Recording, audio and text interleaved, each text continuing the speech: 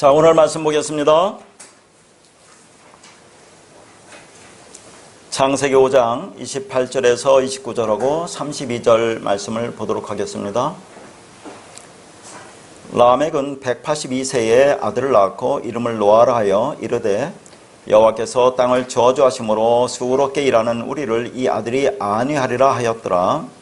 노아는 500세 된 후에 셈과 함과 여아벳을 낳았더라. 오늘은 특별히 우리가 조그마한 소규모의 교회지만 그렇게 합당한 장로 장립을 하는 날입니다. 여러분, 그 성경 속에 장로는 나와 있어요. 성경에 없는 말을 하는 게 아니고 이제 성경에 나와 있는데 구약에는 어디에 나와 있습니다. 장로라는 그 명칭이 모세를 모셨던 70인 장로 있죠. 그래서 구약의 그 장로는 어떤 지파라든가 가족이라든가 그 족속의 우두머리 지도자를 이렇게 일컬었어요. 그럼 이제 신약에서는 뭐 여러 군데에서 장로라는 그런 단어가 나오잖아요. 그 대표적으로 사도 바울이 말한 부분이 있습니다. 디도서의 1장 5절에 6절 보면 사도 바울이 그레데에 있는 곳에 교회를 세우고 조그만 가정교회겠죠. 떠나면서 디도에게 부탁합니다. 각성의 장로를 이렇게 세우라고. 그러면서 장로의 이제 자격이라든가 뭐 직책에 대해서 나오는 부분이 있어요. 그걸 이제 문자적으로 보면 어떻게 되어 있느냐면 디도서 1장 6절입니다. 거기 보면 책망할 것이 없으며 한 아내의 남편이며 방탕하다는 방탕하다는 비난을 받거나 불순종하는 일이 없는 믿는 자녀를 둔 자야 할지라 이렇게 되어 있어요. 다시 한번 디도서 1장 6절에 책망할 것이 없고 한 아내의 남편이며 방탕하다는 비난을 받거나 불순종하는 일이 없는 믿는 자녀를 둔 자야 할지라 그랬습니다. 그러면 이것을 우리가 문자적으로 보면 책망할 것이 없다고 하니까 어떤 사람이라고 볼 수 있어요? 뭐 윤리도덕적으로 뭐 바른 사람이라고 볼 수 있겠죠. 이게 문자로 보면. 그 다음에 한 아내의 남편이니까 그럼 어떤 겁니까? 결혼은 반드시 해야 되고 그래서 보수교단에서는 일반적으로 그럴 겁니다. 결혼하지 않은 사람은 목사의 이제 임직을 못 받고 그렇죠. 그래서 이제 여기 이 말 때문에 그런 것 같아요. 한 아내의 남편이다. 그 다음에 이제 그 장로로 임직받을 사람을 얘기하는 게 아니라 그 자녀를 또 얘기한단 말이죠. 뭐라고 하냐면 그 자녀는 방탕하다는 비난을 받거나 불순종하는 일이 없는 믿는 자녀를 둔 자라 한다고 그렇게 되어 있습니다. 이게 도대체 무슨 말일까요? 일단 한 아내의 남편이다. 그 사도 바울은 결혼했습니까? 사도 바울은 결혼도 안 했어요. 한 아내의 남편이라고 하는 것은 아내라고 하는 것은 여자를 말하잖아요. 여자. 성경에서 여자라고 하는 것은 말씀이 없는 자로 제가 늘 얘기했죠. 그의 남편이라고 해서 남자, 그리스도. 그러니까 말씀이 된 자. 그러니까 말씀이 없는 자를 가르칠 수 있는 자를 얘기하는 거예요, 이게. 그러면 책망할 것이 없다는 것은 뭐예요? 말씀으로 책망할 것이 없다 그 말이에요. 그래서 이제 여러분이 그 자녀는 어떤 자녀냐면 방탕하다는 비난을 받거나 불순종하는 일이 없는 믿는 자녀를 둔 자라고 했는데 방탕하다는 것은 뭐 어떻게 그 자녀가 방탕해서는 안 된다 그 말이잖아요. 행실 올바르해야 된다. 그러니까 자 내가 하나님을 믿었어요. 근데 내 자녀를 잘 교육시켜서 올바르게 행동하는 그런 자녀가 돼야 그런 자녀를 둬야 된다 그 말이잖아요. 말씀을 보면 불순종해서는 안 된다 그 자녀가. 여러분 성경에서 순종과 불순종이 뭐라고 있습니까? 순종이라는 것이 뭐라고 있어요? 순종이라고 하는 것은 우리는 이 땅 아래 하늘 아래에 있는 사람들입니다. 그래서 이 땅에서 하나님 말씀을 들을 때 하나님 위에서 하신 말씀을 잘 듣고 그 뜻이 뭔가를 아는 걸 순종이라고 있어요. 그 뭐 여러분 뭐 사무엘서도 잘 말하잖아요. 그러니까 그러면은 이제 그 순종이 아닌 불순종하는 자는 하나님의 말씀을 진리로 듣지 못하는 자라는 얘기인데 그런 믿는 자녀를 둔 자라고 했는데 그런 말이 아니에요. 그런 믿음을 가진, 믿음을 소유한 아들이 장로다 그 말이에요, 이게. 아니, 장로 되는 분이 자녀를 잘 교육시켜서 세상에 똑바로 세워야 내가 장로가 된다는 말이 아닙니다. 그렇게 해서 장로 되는 사람이 이 땅에 누가 있겠어요? 몇 사람이 있습니까? 그렇지 않잖아요. 그러니까 이건 장로에 관한 얘기예요. 그러니까 방탕하거나 불순종이라는 것은 말씀에 바로 서서, 그래서 믿는 자라는 것이 이게 피스토스입니다. 믿음이 든 자, 하나님이 선물로 받은 믿음을 가진 소유한 그런 아들이 장로로 된다 그 말이에요, 이 말씀은. 자, 그런 면에서 신약에서도 이 장로라는 것을 영어 성경에서도 엘더라고 해요. 엘더. 그냥 문자는 엘더라는 것은 연장자란 말입니다. 손 위 사람, 연륜이 있는 사람, 지도자, 뭐 그런 것을 얘기하니까 신약에서나 구약에서 이렇게 장로라는 것을 우리가 쭉 살펴보면 한마디로 해서 연륜이 있고 하나님의 말씀을 바로 깨달아서 그 말씀을 전하고 가르칠 수 있는 자를 장로라고 보는 거예요. 그런 면에서 우리 교회가 소규모의 교회고 뭐 사람은 얼마 안 되지만은 제가 양영수 안수집사님과 같이 이 신앙생활하고 복음을 전하면서 한결같은 것을 보았어요. 우리 뭐 교회 뭐 사람 30명 40명도 있었잖아요. 안 맞으면 떠납니다. 그냥 두말 않고. 그런데 변함없이 이 말씀에 대해서 정확하게 깨닫고 한 길로 가는 그런 모습, 그게 연륜도 차시고 이제 말씀도 바르게 깨닫고 하는 면에서 성경에 말하는 장로에 정확하게 적합하지 않은가, 그런 것을 보고 장로에 임직을 하는 겁니다. 그래서 이 장로란 말도 또 어디서 나오냐면 요한계시록 19장 4절에 보면 24장로라는 게 나오죠. 24장로가 뭡니까? 구약의 12지파, 신약의 12사도, 12, 12는 전부 다 아들을 얘기하는 거예요. 말씀을 깨달아서 진리가 된 자, 그 아들이 된 자. 그러니까 장로라는 것은 말씀을 깨닫고 그 진리를 깨닫고 그렇게 아들이 된 자, 그래서 그 말씀 진리를 전할 수 있는 자, 그래 연륜이 있는 자, 이런 자를 장로라고 일컫는 겁니다.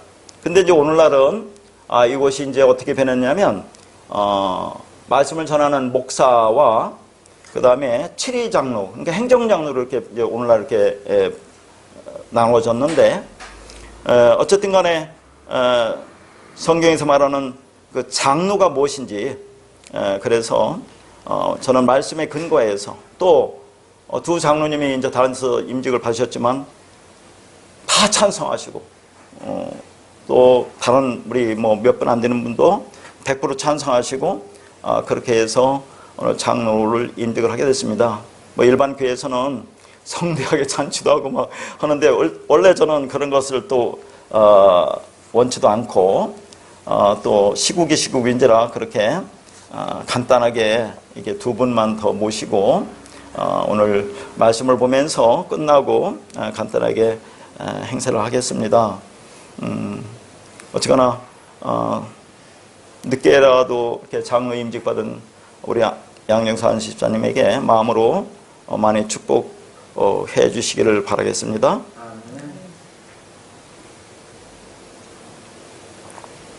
자, 오늘 말씀, 이 노아에 대해서 제가 이제 3번을 말씀을 전하려고 그래요.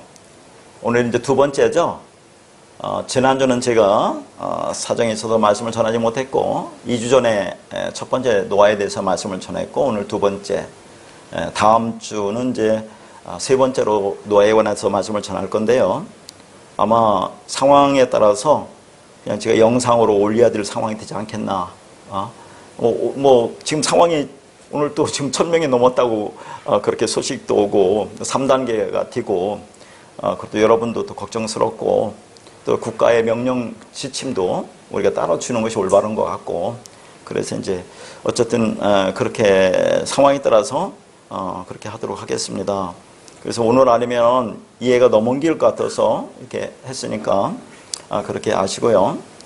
그러니까 지금 노아에 대해서 여러분, 그러니까 우리가 말씀 볼 때 성경 말씀을 근거로 해야 돼요.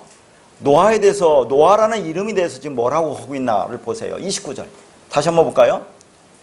자, 노아라는 사람이 태어났어요.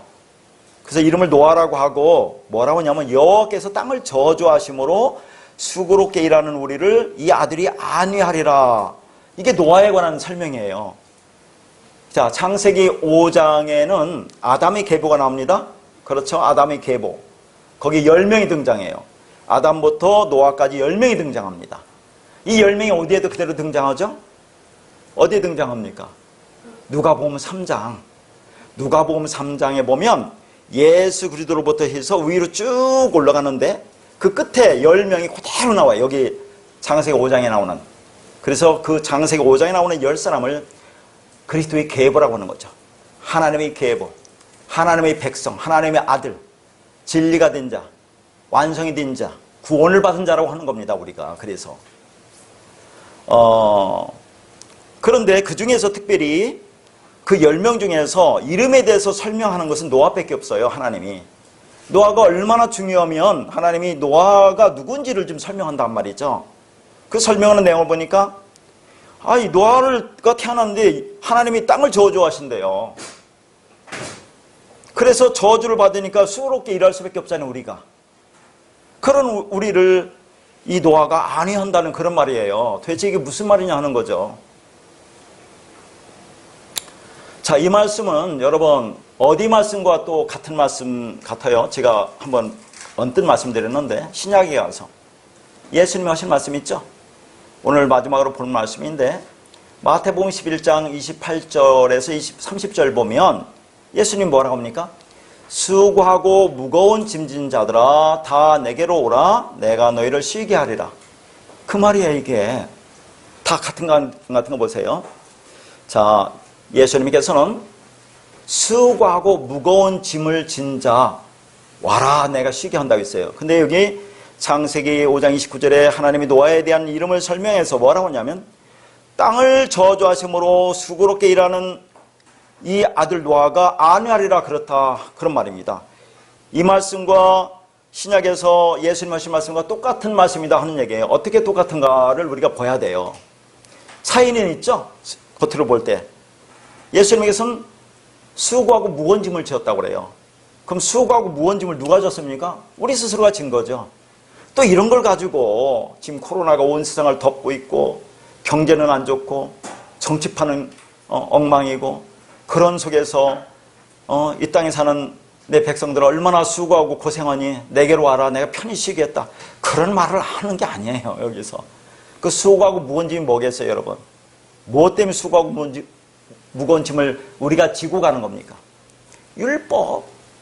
이 하나님의 말씀을 하나님이 주셨는데 이걸 문자로 이렇게 주니까 이걸 지키려고 얼마나 우리가 수고하고 노력하고 애를 씁니까? 그 말을 하고 있는 거예요. 수고하고 무거운 짐, 그 짐 내가 나한테 오면 내가 쉬게 하겠다 하는 것을 뒤에 이제 마태복음 11장에서 마지막으로 설명할 테니까 그때 다시 보기로 하고 그러면 창세기 5장 29절에 이 말씀은 뭐예요? 땅이 저주받았대요. 자, 하나님의 생각을 해보세요. 여러분 성경 말씀 읽을 때 하나님이 이 세상을 창조해놓고 왜 땅을 저주합니까? 그게 맞다고 생각하세요? 하나님이 이 세상을 창조한 이유는 이렇게 드러난 모든 세상을 창조한 그 창조 안에 하나님이 그 마음, 그 사랑, 그 진리를 담아서 우리에게 주셨어요.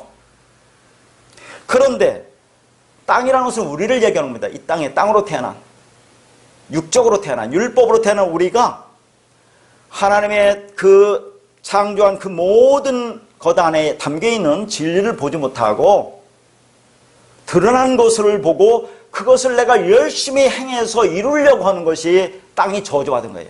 그러니까 하나님 저주한 게 아니라 뭐라고요? 우리가 스스로 저주받았다 그 말입니다. 이해가 안 갑니까? 그래서 지난 시간에 첫 번째 시간으로 땅이 저주받았다는 얘기에서 자세히 설명했잖아요. 자, 땅이 저주받았다는 저주받았다가 뭐라고 했어요? 아라르. 아라르란 단어예요. 아라르란 단어인데 이 단어가 저주를 낳다라고 했어요. 그러니까 하나님의 저주를 준 게 아니라 우리가 저주를 낳는 겁니다. 그런데 이 단어 안에 또 뭐가 있다고 했어요? 머리가 두 개란 뜻이 있다고 했어요.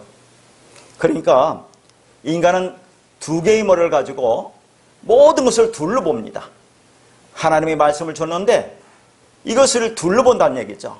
선악으로 본다는 얘기죠. 옳고 그름으로 본다는 얘기죠. 하라 하지 말라라는 하나님의 명령으로 보고 우리가 그것을 열심히 지키려고 하는 것이 땅이 받은 저주예요. 그게 율법이 저주예요. 말씀의 저주다 그 말이에요.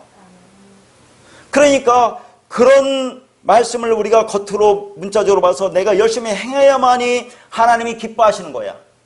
그래야 내가 이 땅에서 하나님의 백성으로 바르게 사는 거야. 그렇게 함으로써 내가 의롭게 되는 거야.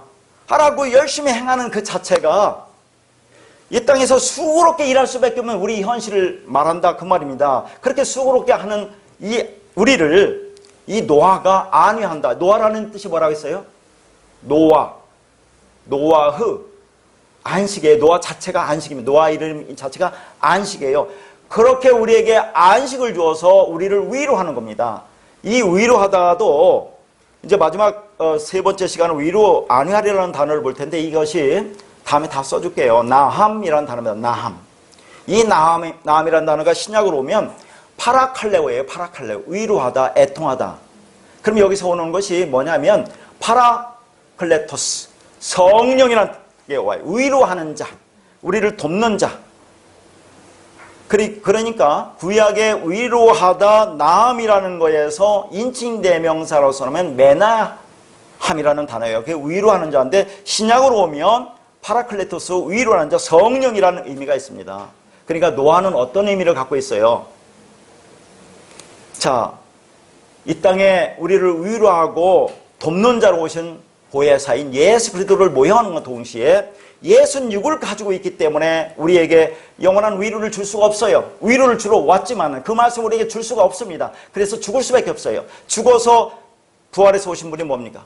성령, 파라클레토스, 위로하는 자, 진리, 그리스도로 우리 안에 오시는 거예요. 그러니까 구약의 이 노아에 담겨있는 의미는 예수 그리스도와 성령이라는 보혜사와 다른 보혜사가 다 담겨있는 복음의 결정판이에요.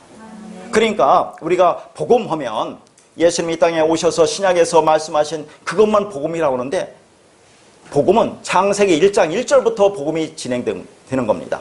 창세기 1장 1절의 첫 단어 베레시트, 태초에라는 것이 뭐라고 있어요? 그 안에 하나님의 진리가 담겨있다고 있어요.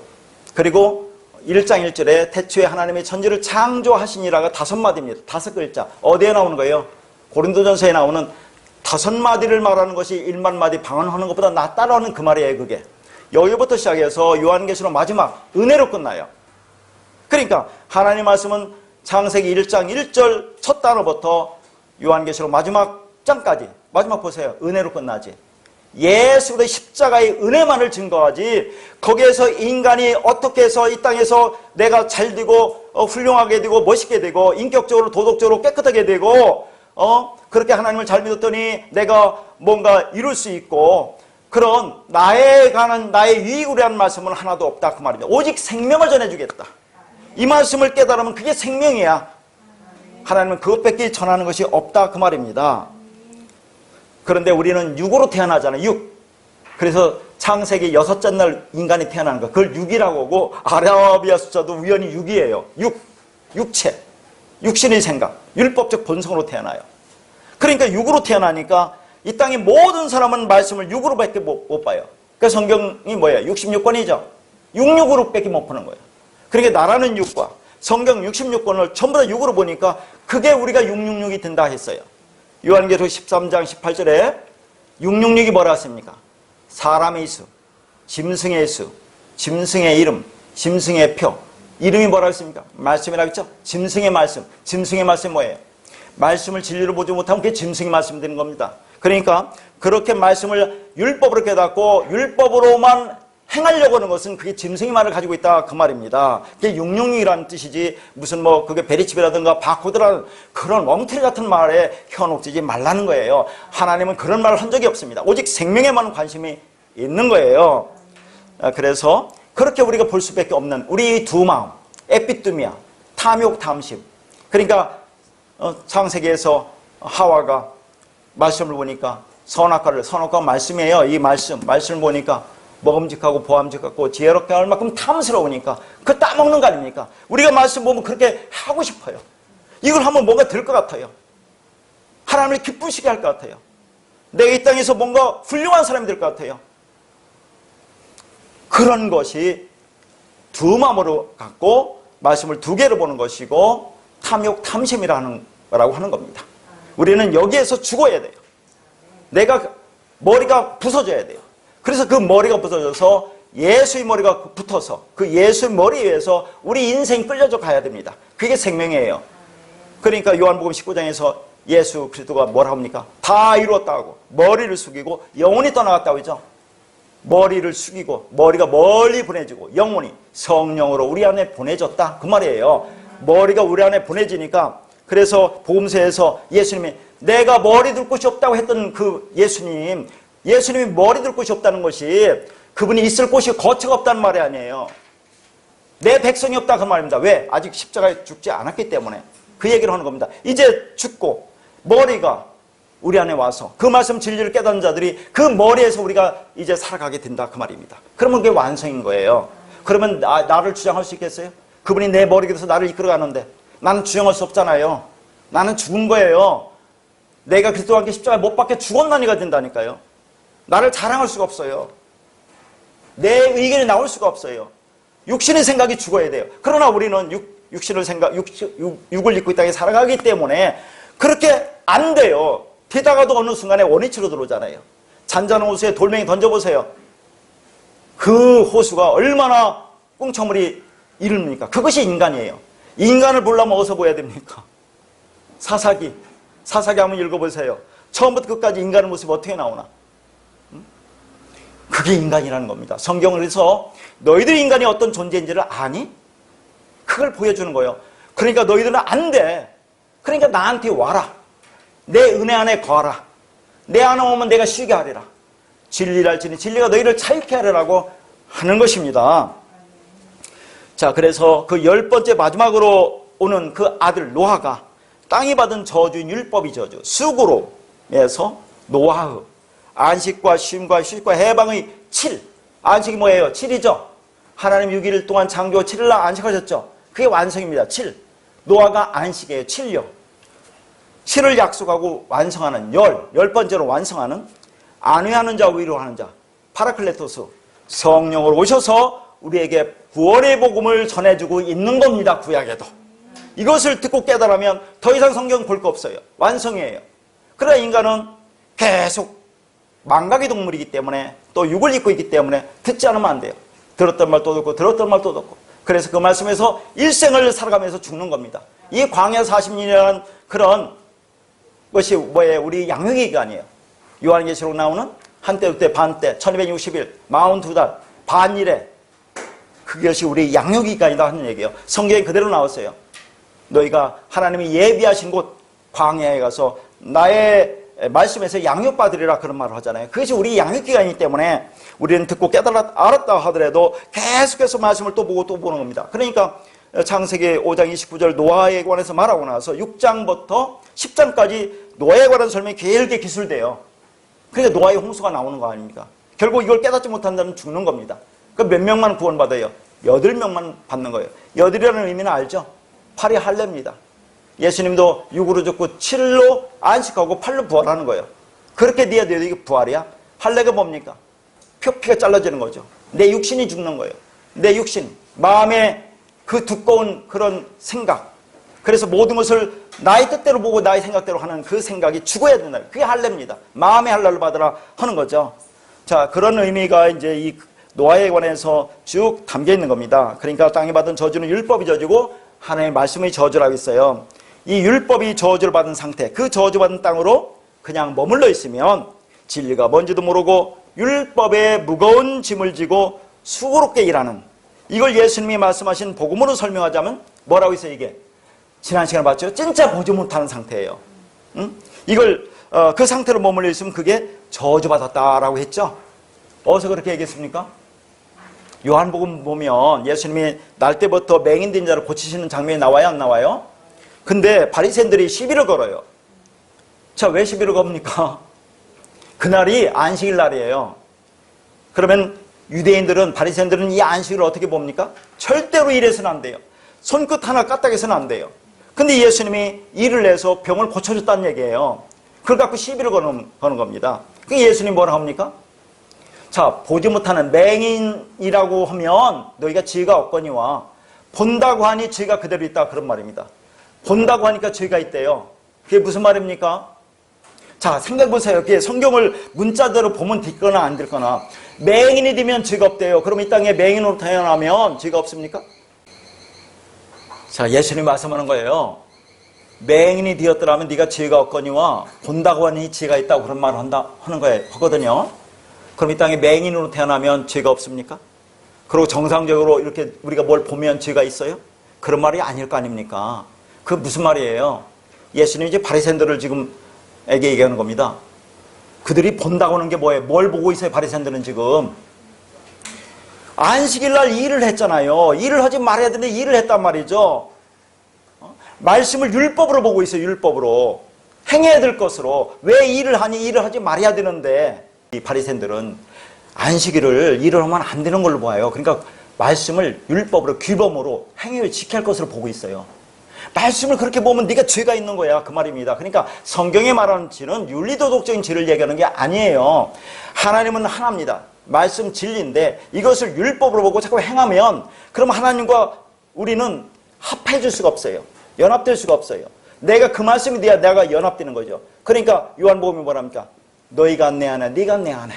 그걸 말하고 있는 거예요. 성경은 같은 말을 가지야 합해지죠. 이게 다른 말을 가졌는데 어떻게 합해집니까? 하나님이 뭡니까? 하나님이 영이에요. 영. 하나님 보입니까? 뭐 있어요? 영. 영이 뭐라고 있어요? 성경에. 나 성경학과 얘기해요. 말씀. 그리스도. 영은 말씀이라고 하는 게 말씀. 그 영은 보이지 않아요. 그러니까 그 진리를 얘기하는 거예요. 그 말씀이 너 안에 있니? 그럼 너와 나와 같다? 그럼 연합된 거 하나야?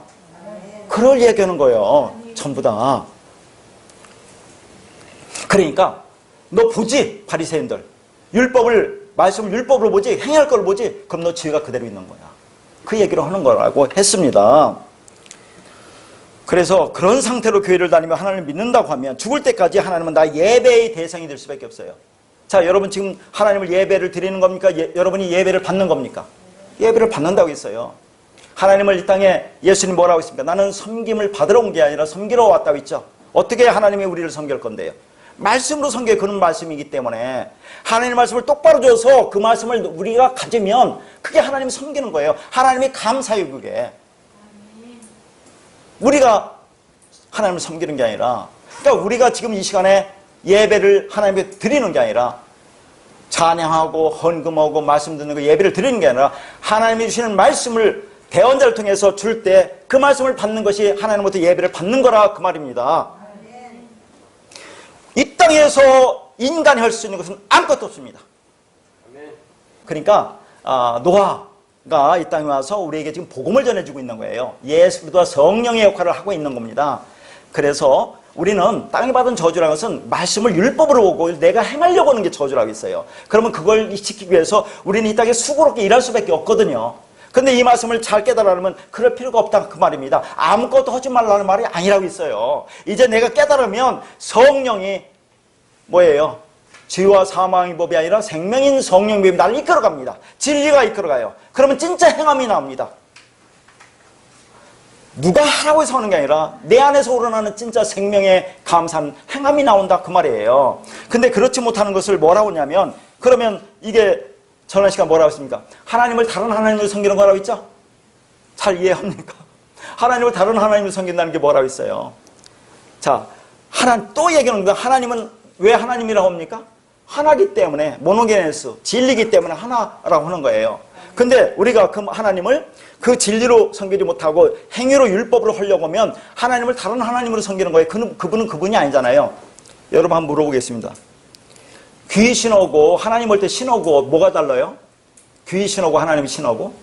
그 귀 신할 때 신자하고 하나님 신할 때 똑같은 신이에요. 그거 성경에 푸뉴마라고 똑같이 나와요. 근데 귀신은 뭐예요? 앞에 귀신이 붙었죠? 귀.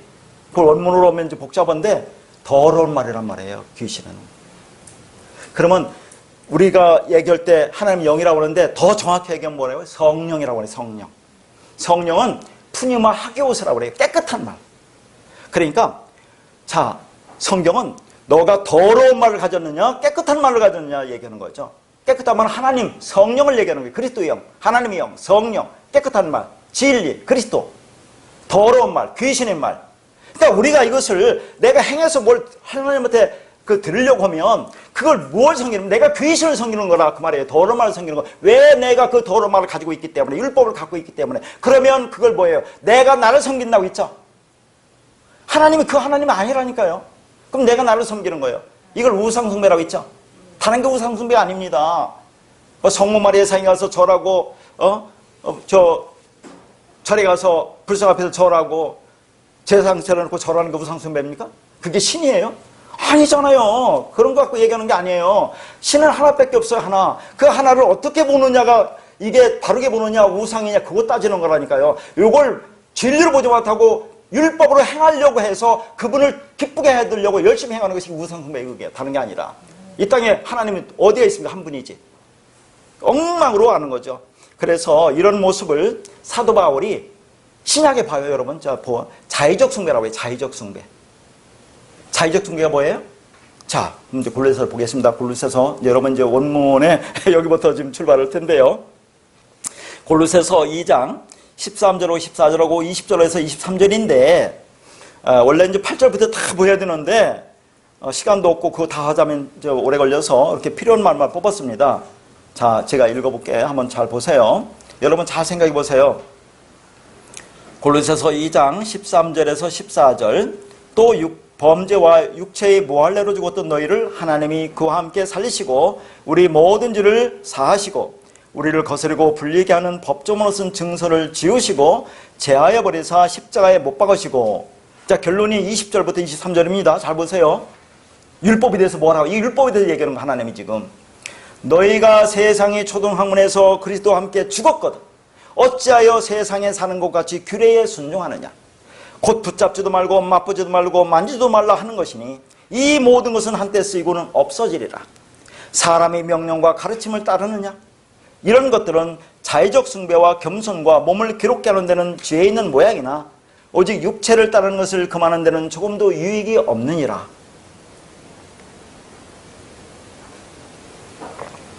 무슨 말씀인지 알겠어요? 지금 뭐에 대해서 말씀하는 것 같아요, 사도 바울이? 율법에 대해서 말씀해요, 율법. 자, 율법을 어떻게 했다고 보세요. 여러분, 하나님이 왜 이스라엘 백성에게 율법을 주셨어요? 시내산에서 왜 모세를 통해 율법을 주셨습니까? 자기들 달라고 했어요. 지키겠다고. 그냥 하나님이 주셨습니다. 지키면 내가 복을 주고 지키지 않으면 벌을 받는다 했는데 이스라엘 백성이 지킬 수 있으면 인간이 못 지켜요. 그러니까 70년 바벨론 포로로 끌려가는 겁니다. 대표적으로. 70이 뭡니까? 완전한 징벌. 완전한 하나님의 벌을 의미하는 겁니다. 갔다 와서 인간이 또 바뀝니까? 아니에요. 똑같아요. 신약 예수님 왔을 때 보세요. 어떻게 행동했나 인간이. 인간이 될 수 있는 것 같아요? 심히 부패하고 더러운 것이 인간의 마음이라고 했는데 되느냐 이 말입니다. 그걸 속이면 안 돼요. 겉으로는 얼마든지 의식적으로 가시적으로 내가 위선을 떠올 수 있다니까요. 자, 그 율법을 하나님이 주셨어요. 그런데 그 율법을 지킬 인간이 있습니까? 지킬 수는 조금은 있겠죠. 그래서 야고보서에서 뭐라고 했어요? 온 율법을 지키다가 하나도 어기면 다 어긴다고 했어요. 야고보서에서. 갈라디아서에서는 율법 행위에 속한 자는 저주를 받느니라 하면서 율법책에 기록된 대로, 이게 성경이죠. 율법책이 기록된 대로 모든 일을 항상 행하지 아니하는 자는 저주를 받느니라 그랬어요. 그러면 인간이 이 율법을 지켜서 천국에 갈 수 있습니까? 율법을 하나님 줬으면 이거 다 지켜 천국 가요. 근데 이게 지킬 수 없잖아 이건. 근데 하나님이 주었어요. 그러면 이걸 주었으면 이걸 다 지켜 천국 가는데 그럼 천국 갈 수 있는 백성이 아무도 없어. 이것을 다 완전히 지켜가지고 다 지키다가 612가지인가 되는데 611가지 지키다 하나만 어겨도 그러면 다 어기는 건데 이거 지킬 수 있습니까? 여러분 신약에서 여러분이 문자로 보는 예수님 말씀하시는 말씀 보세요. 산상수훈에서 형제를 마음속으로 욕해도 미워해도 노해도 살인한다고 했어요. 살인하면 심판받는다고 했어요. 그 문자적으로 마음에 음욕을 품어도 간음한다고 했어요. 그걸 지킬 수 있습니까? 어린 반 푼어치도 없는 얘기예요. 그거 말도 안 되는 소리로 하는 겁니다. 근데 그 말이 아니죠. 성경이 말하는 것은 그 말이 아니라는 걸 잘 알 겁니다. 그러니까 인간은 율법을 지켜서 의롭다 할 육체가 없다고 했어요. 로마서 3장에. 그래서 율법은 죄를 깨닫게 하기 위해서 주었다고 했어요. 너희들 지킬 수 있니? 율법 봐라. 지킬 수 없지? 너희들이 이런 인간이야 라고 깨닫기 위해서 주었다고 로마서도 얘기를 하는 거란 말입니다. 그런데 이것이 그대로 있으면 우리는 다 구원받지 못하니까 이걸 어떻게 해야 돼요? 이게 그대로 있으면 그걸 13절에 뭐라 그게 죄라고 해요. 죄. 율법이 그대로 있으면 그걸 지켜야 되니까 지키지 못하는 게 죄라고 한단 말이죠. 그럼 우리는 다 구원 못 받으니까 어떻게 됩니까? 예수님 육을 입고 이 땅에 오신 거예요. 그래서 육체로 그것을 허무시는 거예요. 그게 14절 아닙니까? 우리를 거스르고 불리게 하는 법조문으로 쓴 증서. 옛날에 법조문이 뭐라고 했어요? 의문의 증서라고 했어요. 옛날 성경은. 이 법조문이 뭡니까? 이게 율법이에요. 이 성경. 이 증서를 어떻게 해요? 지우고 제어버려서 십자가에 못 박았대요. 지우다는 게 뭐랍니까? 거기에 써놨죠? 엑셀레이퍼. 문질러 닦다 제거하다. 자, 이것은 어떤 책에 글씨를 여러분 썼어요. 팍팍 지워서 없애는 겁니다. 내 마음속에 새겨지는 것을 흔적도 남지 않도록 지워서 깨끗하게 하는 거예요. 그렇게 없앴어요. 지우고. 제어버리사. 그러니까 그렇게 지워서 무효화시켰다는 얘기죠. 깨끗이 지워 없앴다는 얘기죠. 거기서 제하여버리사라는 것이 아이로라는 단어예요. 아이로. 이 단어가 어디 나오냐면 왜 그래서 원어를 보느냐면 이 아이로가 요한복음 1장 29절에 사도 세례 요한이 그렇게 얘기합니다. 예수님 보고 세상 지를 지고 가는 하나님의 어린 양을 보라 그런 얘기였죠. 이 세상 지를 지고 가다. 죄를 지고 가는 것이 아이로예요. 이걸 제하여버린다 하는 얘기입니다. 예수님 뭘 지고 가요? 세상 죄가 뭐예요? 율법의 무거운 짐을 지고 가는 거예요. 예수님이 그걸 이루시기 위해서 십자가에서 완전히 박살내기 위해서 찢어버리기 위해서 무효화시키기 위해서. 그래서 그거에 너희들이 적용받으면 죽으니까 그 적용받지 않도록 하기 위해서 하는 것이 세상 죄를 지고 가는 겁니다. 예수 그리스도께서 우리를 고소하고 정죄하는 모든 율법의 억압으로부터 우리를 해방시킬 것을 아이루라는 단어가 보여주고 있다 그 말입니다. 그러니까 이 법조문 율법증서는 채무증서예요. 여러분 빚져서 여러분이 다른 사람 빚쟁이한테 그 채무증서 써줘봐요. 그거 갚으라고 메일을 들이대면 그거 살 수 있겠습니까? 못 갚으면 감옥 가요. 그거 똑같은 거예요. 율법증서는 채무증서입니다. 율법 행위의 온전한 이행을 요구하는 법적 채무증서와 같은 거예요. 그러니까 율법은 인간이 자신의 행위로 갚지 않으면 반드시 기소될 수밖에 없는 참소증서예요. 참소증서. 이건 없애야 돼요. 그러니까 예수님이 육을 입고 이 땅에 와서 십자가에서 못 박아서 그것을 찢어버린 거예요. 무효화시킨 거예요. 없애버렸어요. 그러면 이제는 우리는 율법과 아무 상관없는 자가 된 거예요. 논리적으로는. 그럼 율법을 안 지켜도 되는 거예요. 논리적으로는. 근데 이 말이 무슨 말입니까? 무율법주의로 살라는 말이 아니라 율법을 지키고 안 지키고 갖고 심판의 근거로 삼지 않겠다 그 말입니다. 그거 가지고 이제는 더 높은 생명의 성령인 법이 우리를 이끌어간다는 게 진리 말씀이.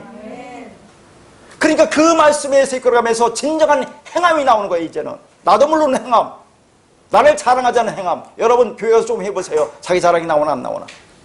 조금 헌금 많이 해보세요. 자랑이 나오잖아요. 뭐 좀 해보세요. 자랑이 나오잖아요. 그런 자랑이 없는 행함을 요구하는 거예요. 하나님은. 근데 오늘날 교회는 뭘 요구하는 겁니까? 전부 다 보이는 말로 부추기어서 경쟁시켜서 그걸 뭐라고 해요? 자의적 숭배라고 한다 그 말이에요. 자의적 숭배. 자, 그래서 20절 한번 보세요. 20절 결론이 너희가 세상의 초동학문에서 그리스도와 함께 죽었다고 하잖아요. 세상의 초동학문이 뭡니까? 이게 율법이에요. 율법. 그러니까 어디에서는 율법이 너희를 그리스도로 인도하는 초동교사라고 하죠. 옛날에 뭐라고 했어요? 몽학선생이라고 하죠. 이게 초동학문이라는 얘기예요. 율법, 이 겉에 드는 말씀을 우리를 그리스도로 진리로 인도하는 그냥 초동학문이야. 초동교사야. 몽학선생이야. 그걸 깨달아 알으면 이래는 우리는 율법과 관계없는 자라는 것을 말하고 있는 겁니다. 그러니까 뭐라고 해요? 그리스도와 함께 죽었다고 하잖아요. 우리가 그리스도와 함께 십자가에 못 박혀 죽어서 이제는 그걸 인정하는 거예요. 그걸 다나토스 죽음이라고 하잖아요. 나를 주장하지 않는 죽음. 더 이상 나라가 자랑하지 않는 죽음. 내가 할 수 있다고 하지 않는 죽음. 나는 없음으로 가는 죽음. 나를 부인하는 죽음. 십자가의 죽음. 예수가 그렇게 죽었으니까 너희도 죽으라는 것이 성경 얘기라니까요. 내가 그리스도와 함께 십자가에 못 박혀 죽었나니가 이루어져야 하는 겁니다. 성경은 그걸 얘기하고 있는 거죠. 뭘 잘났다고 그렇게 하느냐 하는 것을 성경은 말하고 있는 겁니다. 절대로 그렇게 하지 말라. 그러니까 지금 그리스도와 함께 죽었거든. 어찌 세상이 사는 것 같이 규례에 순종하느냐. 이 규례가 뭐예요? 이게 율법이에요. 법령, 규례, 규정. 왜 이게 순종하느냐? 그런 얘기를 하는 겁니다. 그러면서 22절은 사람이 명령과 가르침을 따르느냐. 자, 하나님이 말씀을 주었어요. 율법을 줬어요. 이스라엘 백성들, 장로들의 전통과 유전이라고 하는 게 뭡니까? 사람이 전통과 유전, 장로들의 전통과 유전. 예를 들어 11조, 안식일이라는 그 율법을 줬어요. 일하지 말라니까. 거기다 얼마나 세칙을 만듭니까? 그래서 어떻게 해요? 전쟁 났는데 적군이 쫓아와요. 죽이려고. 그런데 걸어갑니다. 뛰면 일하기 때문에. 그래서 다 죽어요. 엘리베이터 버튼 눌러도 일하는 거예요. 그럼 안 눌러요. 땅에 침 뱉어 땅이 패이니까 일하는 게라 돼서 안 해요. 그렇게 세칙을 만들어가지고 얼마나 그 율법의 무거운 짐에 허되게 만듭니까? 그게 왜 따르느냐? 그 뭐라고 해요? 21절부터 붙잡지도 말고 맛보지도 말고 만지지도 말라 하는 것이니 이 모든 것은 한때 쓰이고 없어지리라. 하잖아요. 한때 쓰이고 없어지리라. 어디서 나옵니까? 여러분 제가 이렇게 띄엄띄엄 말씀을 주는 것은 다 읽어보라고 하는 거예요. 집에 가서 안 읽어볼까 봐서. 거기 골로새서 2장 16절 17절에 이런 말이 나와요. 그러므로 먹고 마시는 것과 레위기 보면 먹고 마시는 규례가 얼마나 많습니까? 또 뭐라고 나와요? 응? 먹고 마시는 것과 절기 나오죠. 절기. 이스라엘 7대 절기. 그거 얼마나 열심히 이스라엘 지켰습니까? 자, 먹고 마시는 것과 절기나 초하루, 월삭이라고 하죠. 안식을 이유로 누구든지 너희를 비판하지 못하게 해라. 그걸 지키고 안 지키고 갖고 따지지 마. 너희들 그거 믿게 지키고 왜 너는 그걸 안 지키느냐고 하지 말라. 비판하지 마. 이것들은 뭐라고 해요? 장래일이라고 해요. 이런 것은. 자, 먹고 마시는 거, 절기, 수많은 절기죠. 성탄절이나 뭐 추수감사절, 이게 구약의 절기도 아니에요. 그건 모방하는 거지. 부활절이 성경에 절기가 있습니까? 지들이 만드는 거지. 성경 이스라엘 절기는 그런 절기가 아니에요. 7대 절기. 우리는 거기다 덕지덕지 붙였죠. 그걸 진리라고 알고 그렇게 열심히 행하고 있단 말이죠. 초하루, 월삭이라고 매일 드리잖아요. 안식일. 그걸 만들어 놓고 하는데 이건 그림자다? 성경에 나와요. 읽어보여. 장래의 그림자야. 몸, 실체, 본질은 그리스도야. 진리야. 이렇게 얘기를 한다니까요. 그래서 제가 거듭 얘기하는 것은 그런 율법을 무시하라는 말이 아니라니까요. 그걸 내가 이루어서 나의 의를 이루려고 하지 말라는 얘기예요. 하나님을 기쁘시게 한다고 하지 말라는 얘기예요. 하나님께 영광 드린다고 하지 말라는 얘기예요. 나 잘났다고 하지 말라는 얘기라는 얘기예요. 그것을 지킬 수도 있고 못 지킨다. 인간이 몸을 육을 입었는데 어떻게 다 지켜요? 다 안 지키면 지옥 가는데. 무슨 말인지 알겠습니까? 아까도 말했지만 그러니까 갈라디아서 3장 24절에 25절에 율법이 우리를 그리스도께로 인도하는 초동교사가 되어 우리로 하여금 믿음으로 말미암아 의롭다함을 얻게 하려 함이라. 율법은 우리 그리스도께로 인도한 초동교사가 되어서 그 율법을 통해서 우리에게 믿음을 준대요. 하나님이 믿음은 선물이라고 하죠. 그럼 내가 믿음을 가진 자 되면 너희가 의롭게 되었어. 의로우면 끝나는 거야. 그러면 이제는 뭐라고 해요? 믿음이 온 후로는 너희가 믿음을 가졌니? 선물인 믿음을? 그러면 이제는 초동교사, 초동학문에 있지 않다. 그런데 왜 초동학문인 율법의 규례에 순종하느냐? 왜 사람의 명령과 가르침을 따르느냐 하는 거죠. 명령이니까 무조건 지켜야 하고 가르침이니까 배워서 무조건 따라야 된다고 생각합니다. 그러니까 하나님의 은혜에 있어서 이것은 뭐예요? 아무 의미가 없다 그 말이에요. 진리를 내용으로 담고 있는 하나님의 말씀을 가지고 명령으로 삼고 가르침으로 삼아서 교리를 만듭니다. 그래서 이게 정해진 규칙이야. 이게 성경 말씀이다 봐라. 그러면서 이게 아니고 다른 말을 하면 그거 잘못했다고 해요. 그거 이단이라고 해요. 제가 이렇게 하면 그걸 이단이라고 한다니까요. 사람이 배워서 지켜야 하는, 그가 신학교가 되었든 교회에서 배우는 제자 훈련으로 받는 성경공부가 되었든 어떤 훈련 과정이 되었든 그러나 그걸 꼭 배워서 지켜야 하는 명령과 가르침으로 주고받으면 그게 뭐라고요? 자의적 숭배라고 한다 그 말이에요. 자의적 숭배. 자, 자의적 숭배라는 것을 우리가 그냥 들으면 이게 무슨 말인지 잘 모르겠는데 원문을 보겠어요. 그래서 원어를 보면 좀 복잡하게 되는데 참고로 하세요. 에델로드 레스케이아라는 것이 자의적 숭배라는 단어예요. 근데 이건 뭘로 되어 있냐면 델로와 드레스케이아의 두 합성어입니다. 델로라는 것은 보세요. 거기 원문에 원하다, 바라다, 좋아하다, 기뻐하다. 드레스케이아는 종교. 그러니까 뭐예요? 자의적 숭배라는 것은 내가 원하고 바라고 기뻐해서 좋아해서 만든 종교, 사이비의 종교, 내가 원하는 종교, 그게 자의적 숭배예요. 하나님은 이런 걸 원할 거야, 하나님 말씀 이렇게 될 거야 라고 내가 열심히 행하는 것, 그게 자의적 숭배라니까요. 근데 여러분 참 해야 하는 것이 그걸 겸손이라고 한단 말이에요. 여기에. 자, 자의적 숭배와 겸손과 몸을 기롭게 하는 것이 즉 병렬 구조로 되어 있죠. 그게 같은 말이란 말입니다. 자, 보세요. 자의적 숭배, 겸손, 몸을 기롭게 하는 거. 아까 몸을 기롭게 하는 거 수고롭게 한다, 일한다는 그 말이에요. 말씀을 율법으로 보게 행하는 게 수고롭게 일하는 거예요. 그게 겸손이래요. 그게 자의적 숭배래요. 그러면 여러분이 생각하는 겸손과 매치가 됩니까? 자, 뒤에서 볼게요. 이 말씀은. 오늘 본문 말씀으로 말하면 여호와께서 땅을 저주하심으로 수고롭게 일할 수밖에 없는 우리 실상을 말합니다. 뭐가요? 자의적 숭배, 겸손, 몸을 기롭게 하는 것이 저주와 수고의 실상이라 그 말입니다. 그러니까 땅이 받은 저주는 율법이 저주고 율법이 저주는 성경을, 하나님의 말씀을 사람이 명령과 가르침으로 받게 하고 이해하게 하는 그 자의적 숭배로 드러나게 되는 겁니다. 우리는 행위로 드러나는 열심을 가지고 교인을 평가하죠. 저 사람은 참 나름대로 하나님을 잘 믿어. 신앙생활 참 잘하고 있어. 믿음 좋아. 그러나 그게 뭐라고요? 자의적 숭배, 겸손, 몸을 괴롭게 하는 모습으로 나타난다 그 말이죠. 자, 그러면 겸손이라는 걸 잘 보세요. 성경에 골로새서 2장에서 말하는 겸손이 뭔가? 그 단어가 타페이노프로시네라는 단어예요. 근데 이것은 타페이노스와 프레이라는 두 단어로 이어졌어요. 자, 그런데 뒤에서 볼 말씀, 아까도 말한 마태복음 11장 28절 29절에 보면 예수님 뭐랍니까? 나는 마음이 온유하고 겸손하다 있죠?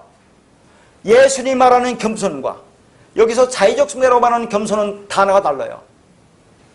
자, 여기서 말하는 자의적 숭배라는 그런 겸손은 타페이노 프로시네라는 것이고, 예수님이 말하는 나는 겸손하다라는 것은 마태복음 11장 29절에 타페이노스, 요 한 앞에 뒤에가 없어요.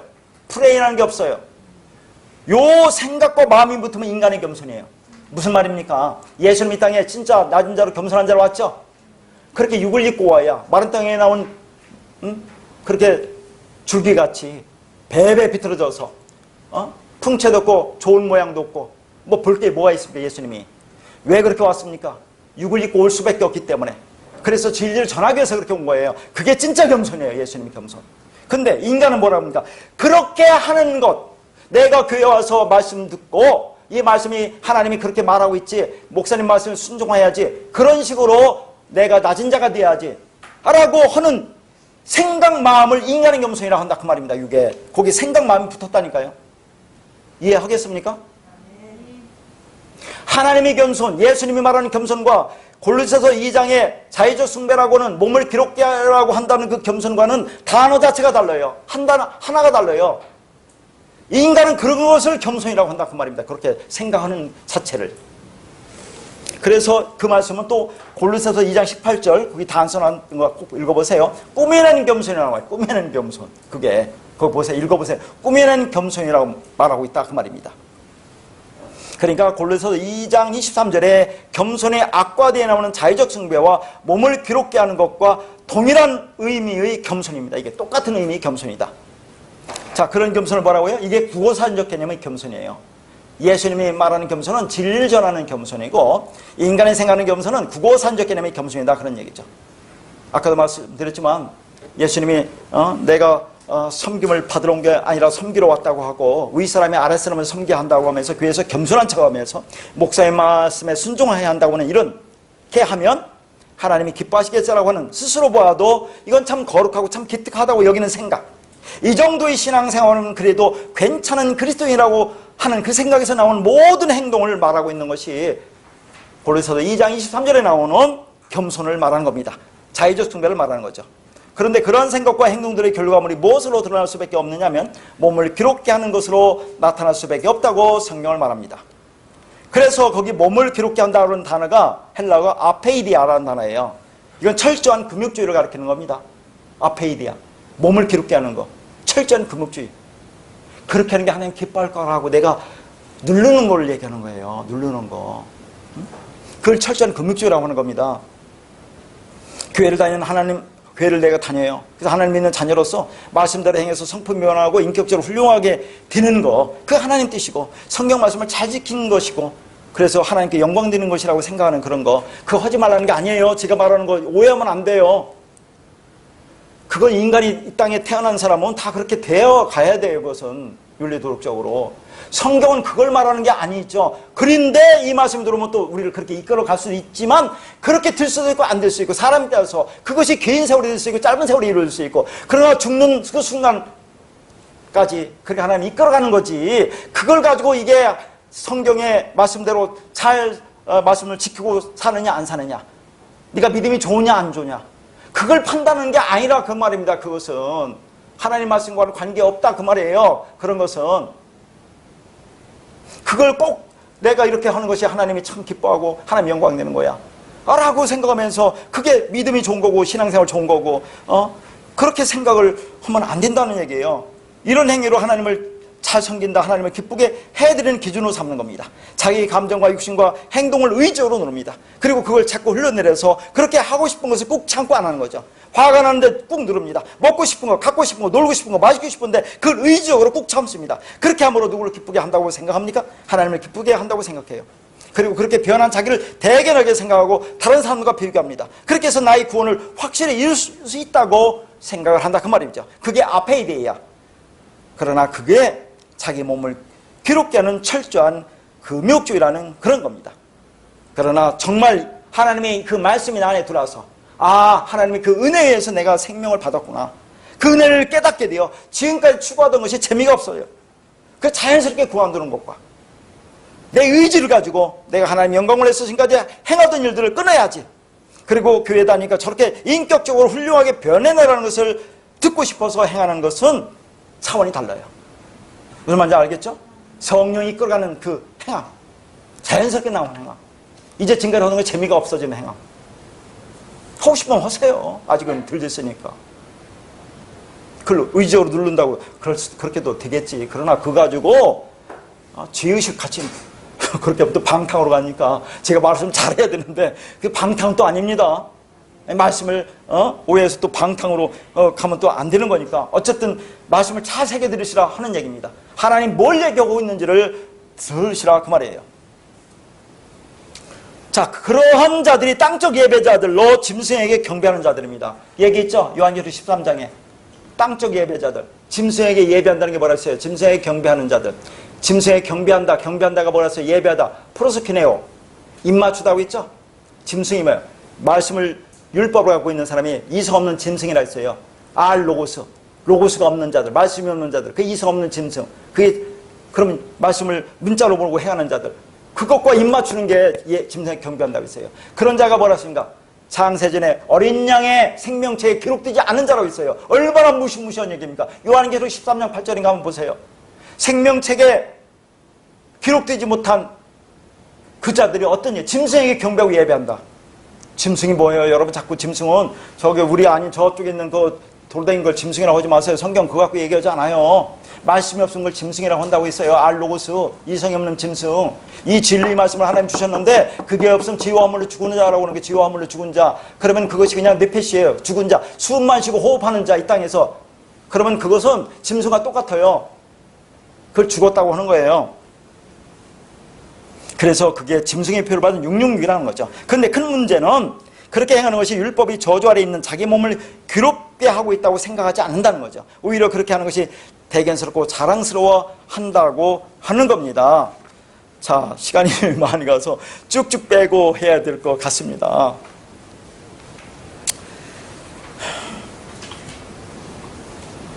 그러니까 또 오늘날은 또 그렇게 합니다.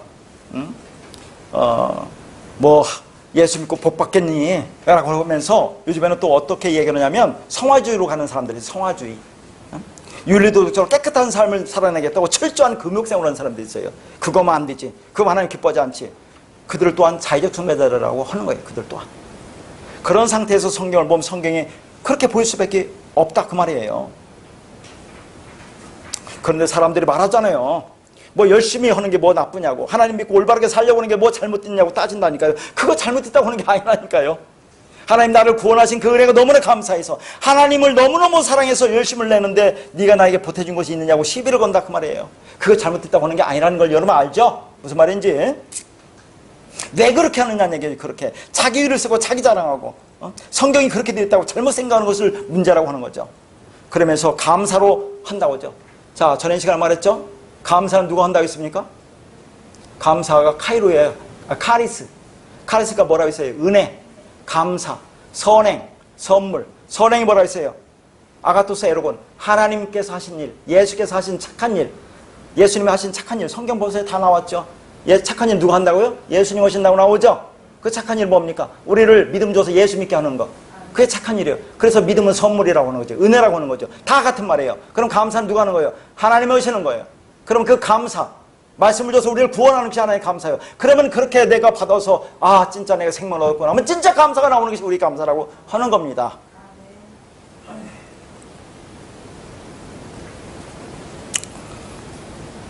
근데 우리가 그러니까 어떻게 범사에 감사하느냐는 거예요. 하루 24시간 365일 감사할 수 있어요? 한번 해보세요. 그건 정신이 지정신이 아닌 사람들이 하는 거예요. 범사에 감사하라며 성경이. 그걸 어떻게 하겠느냐 하는 얘기입니다. 도대체 성경이 무엇을 말하는지 모르기 때문에 문제라는 겁니다. 구원이 뭔지, 믿음이 뭔지, 도대체 성경은 무엇을 말하고 있는지를 모르면서 알려고도 하지 않아요. 그러니까 자유적 숭배에 빠져있는 상태에서는 대화가 되지 않습니다. 그러니까 정말 나나 복음을 듣고 구원받는 것이 복되고 귀한 거예요. 자, 알아. 내 자식, 내가 배 아파하는 자식. 중간에 다른 말은 다 뺐습니다. 여러분, 오해들 말은. 너무 제 말씀이 너무 리얼하고 강력해서. 내가 배 아파하는 나 자식. 알아는 못하잖아요. 말씀 전해도. 그러면 때로는 윽박 지른다고 됩니까? 네가 좋아하는 선물 내가 사준다고 이 말씀 들으라고 해도 이게 자유적 숭배에 빠진 사람 들려요? 안 들려요. 그러면서 그렇게 얘기하잖아요. 교회 다니는 것이 하나도 힘들지 않고 너무 기쁘고 좋다고 했죠. 그러니까 그리스도 예수와 같은 계보에 속하는 창세기 5장, 우리가 지금까지 보는 은혜의 족보 안으로 들어오지 않은 사람들은 땅이 저주를 받았다는 것이 뭔지, 그래서 수고롭게 일할 수밖에 없다는 건지 뭔지를 모릅니다. 정말 죽었다고 하는데 그렇소. 자, 성경에 죽었다는 거 두 개 나와요. 한글은 똑같이 죽었다 그러지만 첫째 뭐예요? 이 장로님. 첫째 죽었다가 뭐 나와요? 성경에. 한글은 똑같이 죽었다고 하지만 네크로스, 다나토스 두 개 나와요. 뭐가 좋아요? 다나토스가 좋은 거죠. 네크로스는 뭐예요? 에베소 2장 2절. 죄와 허물로 죽어있는 상태.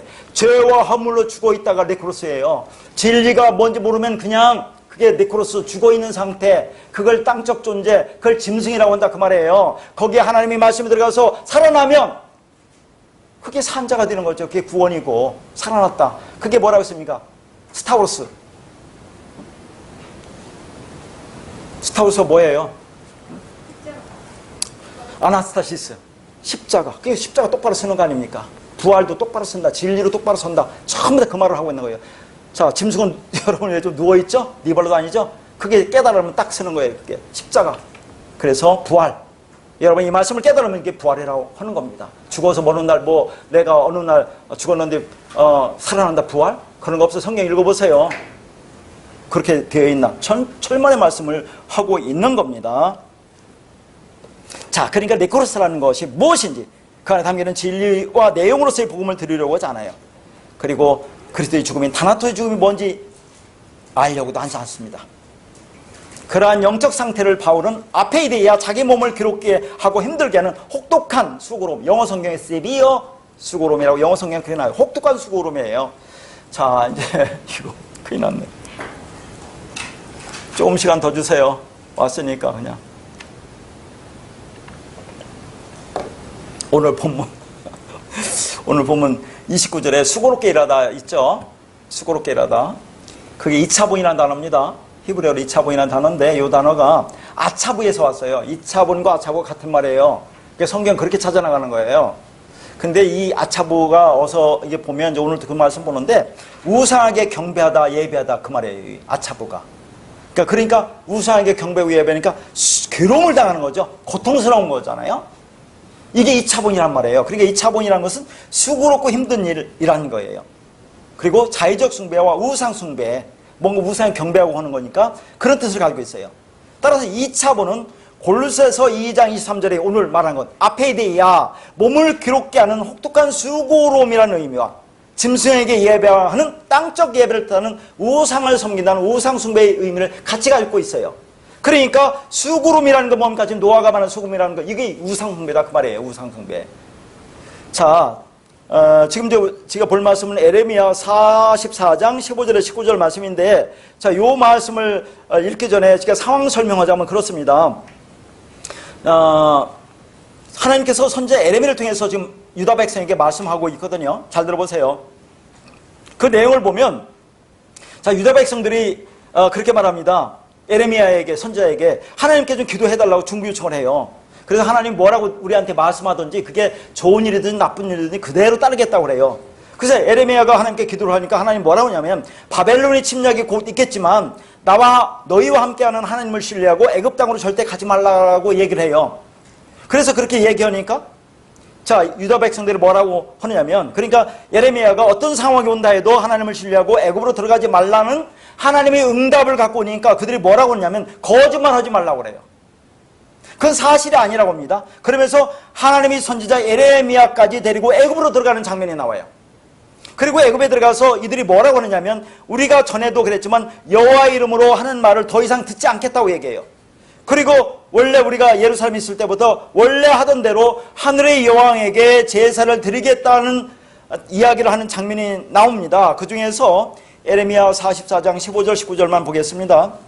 그리하여 자기 아내들이 다른 신들에게 분향한 줄을 아는 모든 남자와 곁에 섰던 모든 여인 곧 애굽 땅 바드로스에 사는 모든 백성이 큰 무리가 에레미야에게 대답하여 이르되, 네가 여호와의 이름으로 우리에게 하는 말을 우리가 듣지 아니하고 우리 입에서 낸 모든 말을 반드시 실행하여 우리가 본래 하던 곧 우리 선조와 우리 왕들과 우리 고관들이 유다 성읍들과 예루살렘 거리에서 하던 대로 하늘의 여왕에게 분향하고 그 앞에 전제를 드리리라. 그때는 우리가 먹을 것이 풍부하며 복을 받고 재난을 받지 아니하였더니 우리가 하늘의 여왕에게 분향하고 그 앞에 전제를 드리던 것을 패한 후부터는 모든 것이 궁핍하고 칼과 기근에 멸망을 당하였느니라 하며, 여인들은 이르되 우리가 하늘의 여왕에게 분향하고 그 앞에 전제를 드릴 때에 어찌 우리 남편의 허락 없이 그의 형상과 같은 과자를 만들어 놓고 전제를 드렸느냐 하는지라. 자, 급하게 읽었는데, 자, 좀 빨리 설명하겠습니다. 여기 전제라는 것이 네셰크라는 단어인데, 자, 창세기 35장 14절에 가면 야곱이 하나님과 말씀하시는 곳에 돌기둥을 세우고 전제물을 붓는다고 하죠. 그때 그 전제, 부어드리는 제사, 여러분 제사 지낼 때 거기 잔에다가 술 부어드리는 거 있죠? 그것을 전제라고 하는데, 그 전제는 술을 따라서 붓고 예배하는, 신을 섬기는, 우상을 섬기는 행위를 얘기하는 거예요, 이게 지금. 그렇게 하늘의 여왕에게 드렸다고 해요. 그때는 뭐라고 합니까? 하늘의 여왕에게 예배 드렸더니 우리가 먹을 것이 풍부하며 복을 받고 재난을 당하지 않았다고 해요. 오늘하고 똑같죠? 그래요, 안 그래요? 내가 그렇게 했더니 하늘의 복이 임하고 문제가 해결되었다. 세상의 복이 임했다고 그렇게 얘기합니다. 자, 근데 19절 한번 읽을 때 여러분 좀 의문이 가죠? 19절은 수사의문문이라고 하는 거예요. 어찌 우리의 남편의 허락 없이 그의 형상과 같은 과자를 만들어 놓고 제사를 드렸느냐가 아니라 뭐라고 해석해야 돼요? 제사를 드렸겠느냐? 이렇게 해야 되겠죠? 그래 말이 돼야 안 돼요. 그러니까 여기서 말하는 건 뭡니까? 여자들이 분양하면서 우리가 남편 허락 없이 했겠니? 남편과 다 한 마음 한 뜻이 돼 짝짝꿍이 돼서 했어. 우리는 다 한 마음으로 했다. 그 말을 하고 있는 거예요 지금. 응? 유다 사람들은 조상 대대로 제사 내려오는 것은 사실은 여호와가 아니라 하늘의 여왕에게 모두가 그렇게 해왔다 그 말이에요. 여기서 제가 보고자 하는 것은 그 형상이라는 거죠. 19절의 형상. 그의 형상. 하늘의 여호와의 형상이라는 것이 아차부라는 단어예요. 이게 아차부. 그러니까 어떤 모양을 만드는 거죠. 여왕의 모양을 만드는 거죠. 그러니까 우상에게 숭배하고 제사한다 하고 한 거예요. 제가 전제를 드린다고 얘기를 한 거예요.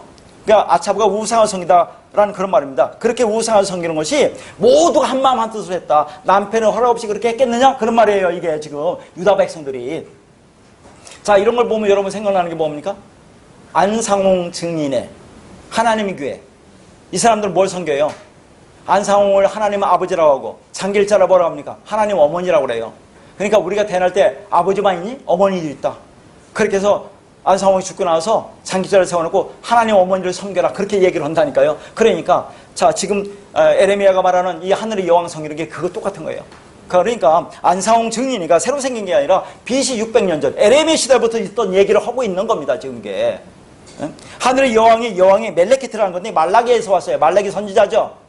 그러니까 그 하늘의 여선지자를 하늘의 여왕으로 부른 거예요. 여선지자를 하늘의 여왕으로 불렀다 그 말이죠. 하나님은 그렇게 부른 겁니다. 그러니까 하늘의 여왕을 섬길 때는, 우상 숭배할 때는 지금 뭐라고 하는 거예요? 먹을 것도 많고 일도 잘 풀렸다. 이게 이방인 다른 나라 사람들이 한 것이 아니라니까요. 누가 했어요? 하나님을 믿는다고 하는 유다 백성들이 한 짓이라니까요. 한마디로 완벽한 우상 숭배가 있었던 얘기입니다. 이게 인간의 모습이에요. 그렇게 하나님이 많은 이적과 기적을 보여줬는데 이들이 깨달아갑니까? 못 깨달는다니까. 나의 이익을 위해 하나님만 찾는다는 거예요. 오늘하고 똑같은 거예요, 이게.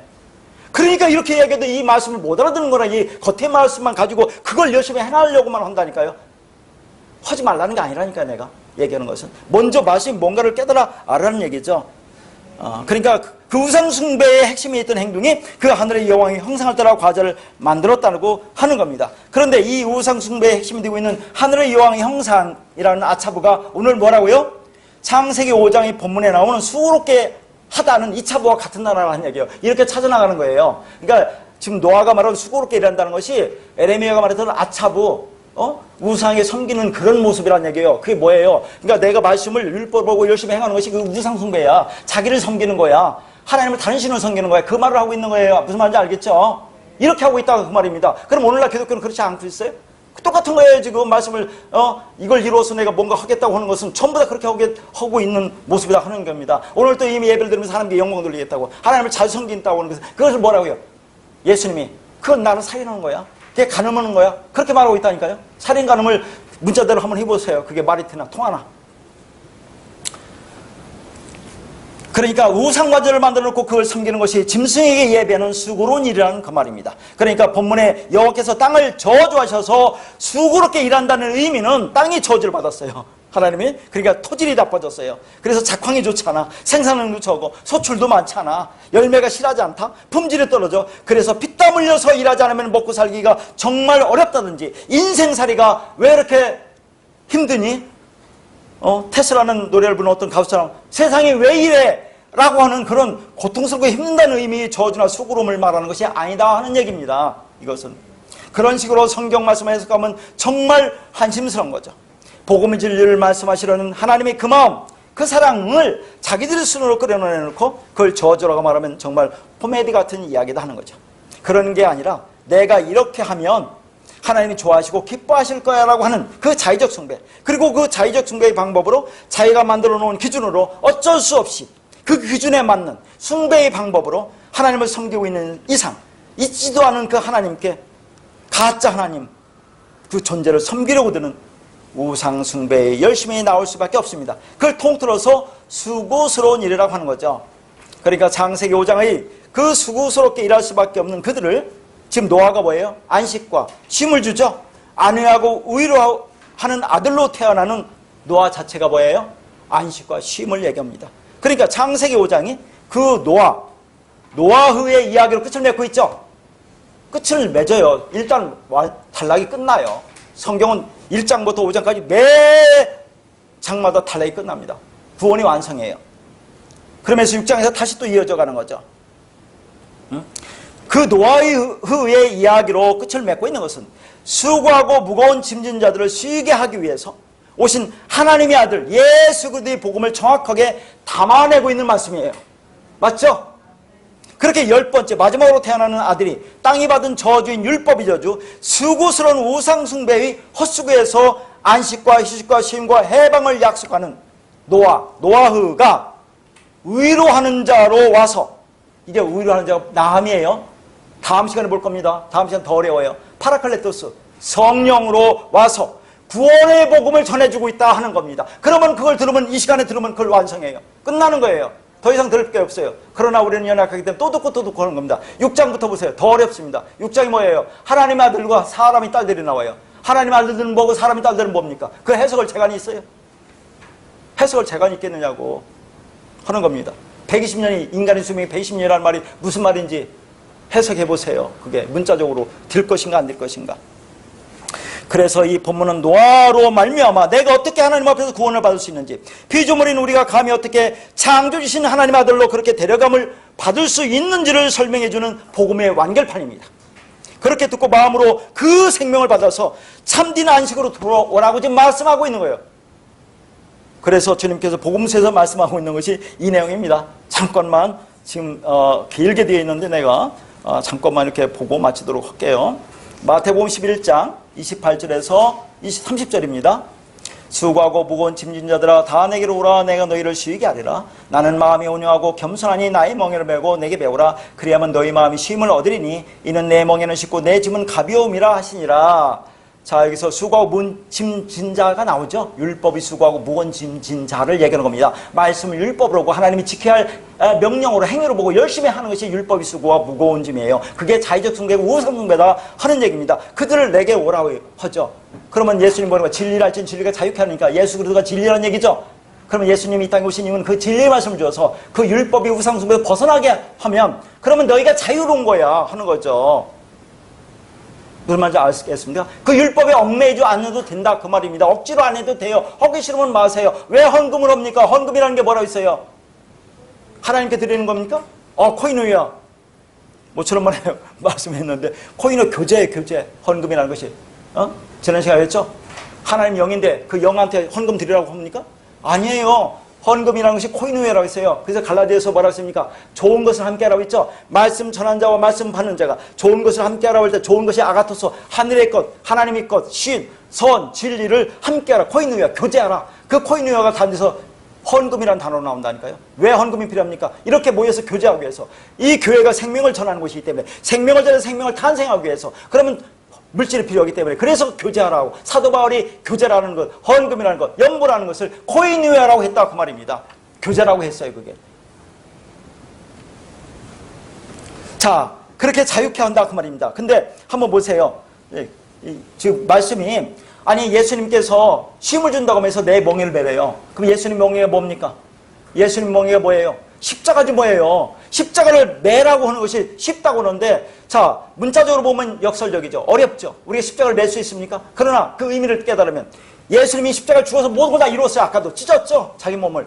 그러면 내가 예수 그리스도와 함께 죽었다고 인정하면 네가 죽은 거다 그 말이에요. 그러면 더 이상 나를 주장하지 않는다니까요. 나를 나타내지 않는다고요. 나를 자랑하지 않는다고. 이 일을 이뤄서 내가 멋지게 하나님 앞에 나타나겠다고 하지 않는다니까요. 영광 돌리겠다고 하지 않는다고 하는 겁니다. 나는 없음으로 가는 거예요. 난 죽었다고 가는 거예요. 나는 할 수 없다고 가면 된다 그 말이에요. 뭘 하라는 게 아니라. 그러면 그게 얼마나 쉽습니까? 그러니까 내 멍에는 쉽고 내 짐은 가볍다고 하는 거예요. 그러면 여기서 온유하고 겸손하다는 것이 온유는 뭐냐면 마태복음 5장 5절에 나오는 예수님이 산상순에서 뭐라고 합니까? 나는 마음이 오는 자는 복이 있나니 저가 위로를 받을 거라고 하죠? 마음이 오는 자가 위로를 받는데요. 자, 온유라는 것이 프라우스예요. 자, 여기 온유, 그 겸손이 아까 말한 타페이누스, 이거 예수님의 온유와 겸손입니다. 지금 온유와 겸손이라고 말할 사람, 그 온유와 겸손을 가지면 너희가 위로를 받는다 똑같은 얘기를 하는 거예요. 오늘 지금 뭐예요? 로아가 하는 말. 온유와 겸손이라고 하는 것은 그러니까 그 진리 말씀을 갖고, 그러니까 문자적인 온유는 여러분 생각하면 부드럽고 따뜻한 것을 온유라고 하잖아요. 그러나 자, 예수님이 그러면 부드럽고 따뜻했습니까? 한번 물어볼게요. 예수님 부드럽고 따뜻했어요? 성경 좀 많이 읽어보세요. 예수님 얼마나 다혈질입니까?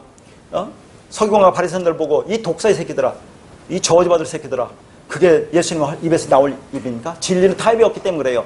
성전에 가서 장사하는 사람들 상 다 때려 부수고 그게 화를 냈잖아요. 그게 온유합니까? 온유하면 어떤 일이 있어도 화를 내지 말아야 돼요. 겸손. 그렇습니까? 그러면 자, 또 한 사람 온유하다는 사람 누굽니까? 한번 말해보세요. 모세가 지민에서 가장 온유하다고 했죠? 그럼 지민에서 가장 온유한 모세는 어떻게 했습니까? 애굽에 있을 때 자, 히브리인을 애굽인이 치니까 그 애굽인을 죽여서 모래에 파묻고 도망가는 게 모세 아닙니까? 호렙산 반석에서 반석을 한 번 치라는데 두 번 치잖아요.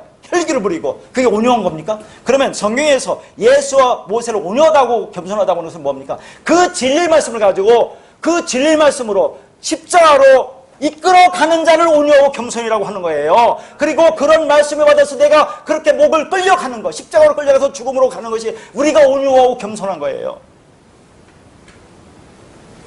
그러니까 모세는 광야에서 하나님의 십계명 돌파를 받고 그 진리를 깨달은 유일한 사람이 있어요. 그러니까 광야 40년 동안에 모세가 말씀을 전하잖아요. 그 말씀을 가진 자. 그래서 모세를 온유하다고 하는 겁니다. 그 말씀을 전해서 생명을 살리는 자가 모세라 그 말입니다. 그러니까 진리라는 사람이 하나님의 마음을 알아서 하나님의 말과 같은 말을 하는 사람이 모세밖에 없었다 그 말이에요. 그 당시는. 그렇게 자기 안의 진리로 상대방을 살려내는 것을 뭐라고요? 온유하고 겸손이다 하는 겁니다. 그런 진리 수요 행위 자체가 예수님 뭐예요? 내가 죽어서 남을 살리는 행위 아닙니까? 그렇게 성경에서 말하는 온유와 겸손은 하나님의 말씀을 진리로 가지니까 그렇지 못한 이들에게 그것을 주어서 그들을 자유롭게 풀어줄 수 있는 상태가 되면 그것을 온유와 겸손이라고 하는 거죠. 그래서 주님 뭐라 합니까? 내가 진리를 가졌다. 진리로 너희를 자유케 해주겠다고 하시는 후에 지금 뭐라고 합니까? 나는 온유하고 겸손하다고 말하고 하고 있는 거예요. 다른 게 아니라. 그러니까 이 말씀이 세상살이 힘든 자들아 교회 와서 좀 위로받고 쉬라는 말이 아니에요. 그러나 이 말씀 들으면 여러분이 위로가 돼야 안 돼요. 이 코로나에 진짜로 이 세상을 강타해서 전전긍긍하고 있잖아요. 1년 동안 첨단 과학을 달리고 있다는 이 세상에 코로나라는 그 하나 때문에 전전긍긍하고 있어요. 코로나가 뭐라고 했습니까? 여러분 출애굽기에 보면 이스라엘 백성 10가지 재앙이 내리죠. 5번째 재앙이 뭡니까? 그게 뭐예요? 전염병이 재앙이에요. 전염병 그게 뭐라고 했어요? 어디서 왔다고 했어요? 데베르가 어디서 다발에서 왔다고 했죠? 말에서 왔어요. 말. 그러니까 그 말로 짐승을 다 죽여. 짐승이 뭡니까? 말이 되지 않은 인간들 다 죽인다고 했어요. 제가 코로나가 그런 의미입니다. 하나님은. 그러니까 중세에 나오는 뭐 흑사병이라든가 우리나라는 사스라든가 무슨 메르스라든가 코로나라든가 이런 모든 거 그런 것들은 전부 다 말에서 왔다 그러는데 하나님의 말씀을 이렇게 주는데 왜 말씀을 깨닫지 못하는 이가 경고해 이것이. 그러니까 오늘 이 말씀을 듣고 우리는 위로를 받는 겁니다. 그게 진정한 위로예요. 힘든 세상에 사는 너희들아 내 교회 와서 위로받으라 그런 말이 아닙니다. 성경에서 말하는 사랑이 뭔지도 몰라요. 그렇다고 그들이 생각하는 개념의 사랑이 있습니까? 아니 우리가 뭐 생각하는 개념의 사랑이 있어요? 한번 해보세요. 사랑이 개뿔이나 있습니까? 나에 대해서 조금만 뒷담을 까도 그냥 봐도 바로 나도 그들을 향해서 직사포를 날릴 수밖에 없는 그런 존재들이 무슨 사랑입니까? 얼마든지 수시로 변하는 것이 인간이죠.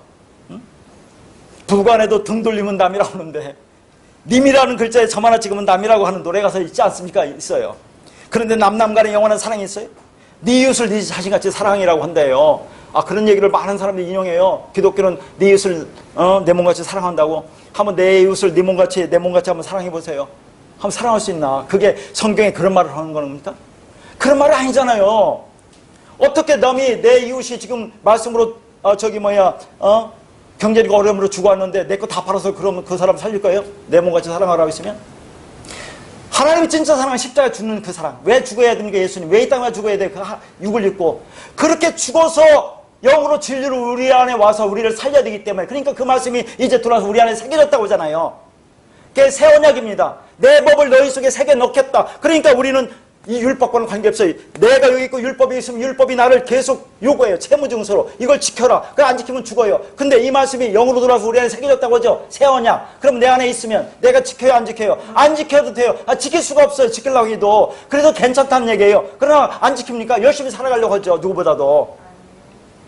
그런 말을 하는 겁니다. 그러니까 교회에 와서 서로 부대끼며 나라는 존재가 누구인지를 깨닫고 통곡하면서 예수 바짓가랭이 잡고 가는 것이 하나님 나라입니다. 하나님의 그 사랑 말고는 이상의 사랑은 없어요. 어머니 헌신적인 사랑이요. 그건 어떤 면에서 이기적인 사랑이고 육을 살리는 한시적인 사랑입니다. 그러나 그 사랑도 죽음은 없어요. 인간적인 그 사랑이 어떻게 하나님의 그 사랑을 대신할 수가 있느냐는 얘기죠. 그런데 자 마지막으로 한번 생각하고 이제 마치겠습니다.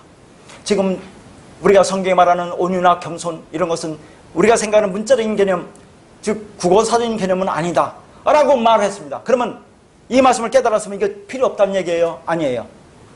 그러면 여러분이 뭘 깨달으면 우리는 성경에 말하는 하나님이 세상에 말하는 사랑이라든가 온유나 겸손 이런 게 필요 없다는 말이에요? 아니에요. 여자가 남자의 씨를 받아서 임신하려면 기본적으로 여자의 몸이 따뜻해야 임신이 잘 된다고 합니다. 몸이 차면 임신이 잘 안 된대요. 그와 마찬가지로 생명이 잉태하려면 진리를 담으려면 어쨌든 내 몸에 온기가 있어야 돼요. 따뜻해야 돼요. 진리가 우리의 죄와 악을 초기에는 공격하잖아요. 진리가 들어오면. 그렇기 때문에 진리를 깨닫기 시작한 초기에는 차가운 부분이 있어요. 그런데 우리 인생의 전체를 아우르는 측면에서 보면 따뜻하고 부드러움이 있어야 된다 하는 얘기입니다. 그렇게 해야 말씀을 전해지, 말씀을 통하지 차갑게 냉랭해서 되겠습니까? 이 말씀의 원조라고 하는 교회 가면 얼마나 차갑고 냉랭한지 모른대요. 그건 선무당이 사람 잡는 겁니다. 진리를 깨닫다고 하는 자들이 그게 뭔지 몰라요. 우리도 초기엔 그랬대요. 처음에 오신 분이 여기는 이방 나라 같다고 자기만 잘났대. 자기가 말씀을 전해주면 자기 나름대로 머릿속에 생각해요. 그래서 그 생각 가지고 복음이라고 생각하며 판단하고 있어요. 그래서 쌩쌩하지, 냉랭하지. 그리고 마마 좀 후틀리면 나가고. 그게 말씀을 깨달은 자입니까? 천만의 말씀. 자기 복음을 갖고 있는 거예요. 그 사람도 역시. 그 진리가 온유하고 따뜻하게 만들어서 그것이 어떤 영적인 생명으로 흘러가야 합니다. 그게. 그래서 따뜻하고 부드러움이 우리에게는 필요해요. 따뜻하면서 진리는 잉태하고 생명은 잉태됩니다.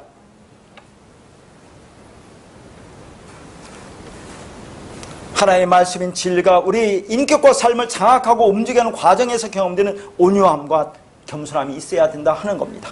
그러니까 온유와 겸손이란 피조물인 인간이 창조주인 하나님을 대면하는 그 영적인 감각과 능력이라고 할 수 있는 거예요. 잘 새겨보세요. 기독교는 예수를 잘 믿어서 이 땅에서 필요한 나의 것을 얻어내는 종교가 아니라 온유하고 겸손하신 예수의 멍에를 메고 그 예수를 배우는, 진리를 배우는 삶의 방식입니다.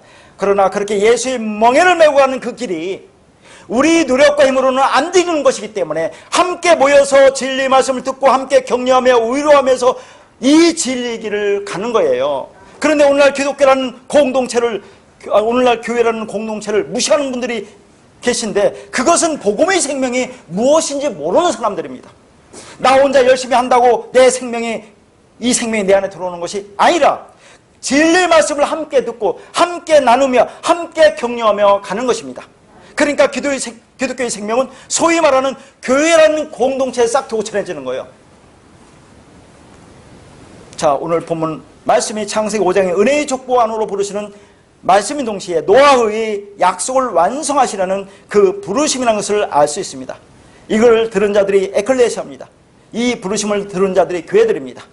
하나님을 자기 생각과 방식대로 믿던 2차 번뇌의 그 수고로운 우상숭배에서 벗어나서 영원한 생명 안으로 들어가는 그 노아의 참된 은혜 가운데 날마다 하나님의 진리 안에서 살아가는 복된 인생의 걸음걸이가 되기를 바라겠습니다.